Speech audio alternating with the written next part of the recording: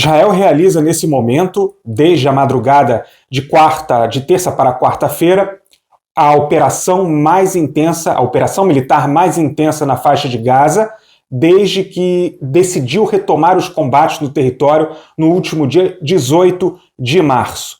A operação é tão intensa que, segundo uma das informações que nós obtivemos por aqui, uma das ondas de ataques à faixa de Gaza durou 4 horas de forma ininterrupta e, segundo o comunicado do próprio exército, mais de 50 alvos do Hamas foram atingidos em todas as regiões da faixa de Gaza, no norte, no sul e na região central. O objetivo, segundo Israel, é destruir a estrutura militar e administrativa, político-administrativa do Hamas e também libertar os reféns israelenses. Neste momento, há 3 divisões do exército de Israel operando na faixa de Gaza. Cada divisão do exército de Israel tem em sua composição entre 10 a 20 mil soldados, é uma conta que não é exatamente muito precisa, mas essa é a informação que nós obtivemos por aqui. O primeiro-ministro de Israel, Benjamin Netanyahu, também divulgou um vídeo em que, para além da libertação dos reféns, ele informa que Israel conseguiu constituir mais um corredor que corta a faixa de Gaza entre a fronteira de Israel com a faixa de Gaza até o Mar Mediterrâneo, um corredor chamado de Corredor Morag, que fica paralelo, inclusive, ao Corredor Filadélfia, que é aquela faixa de 14 quilômetros de extensão que divide o território da faixa de Gaza do território egípcio e que também, nesse momento, é controlado por Israel. Esse Corredor Morag, ele passa por 2 pontos muito importantes no sul da faixa de Gaza, Rafah e Khan Yunis.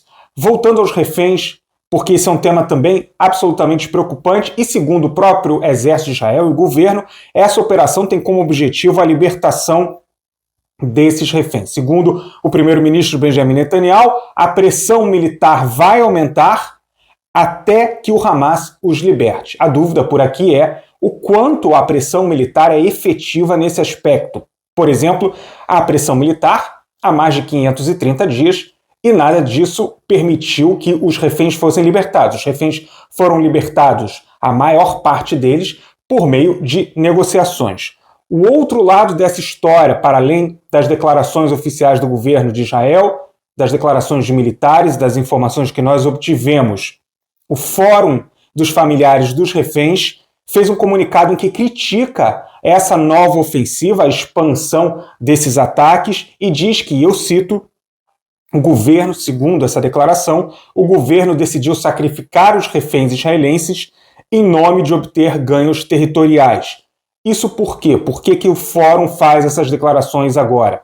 Porque mesmo os reféns que foram libertados agora por meio de negociações, eles relatam que todas as vezes em que havia um processo de negociações ou uma maior intensidade militar, os reféns eram punidos fisicamente, por meio de tortura, por meio de racionamento ainda maior de comida, por meio de violência física, por meio de violência sexual, enfim. Então, existe um temor real, inclusive dos próprios ex-reféns libertados, de que a situação dos reféns israelenses, que agora são mantidos ainda, que estão em cativeiro pelo Hamas, 59 reféns, dos quais 35 estão mortos, a situação deles piore ainda mais. Se a pressão militar prometida por Israel vai funcionar para fazer com que o Hamas flexibilize posições e negocie nos termos de Israel, nós não temos como saber, nós vamos precisar esperar a continuidade dessa história para obter resultados. Até agora, um fato, não é uma opinião, a pressão militar não conseguiu flexibilizar as posições do Hamas.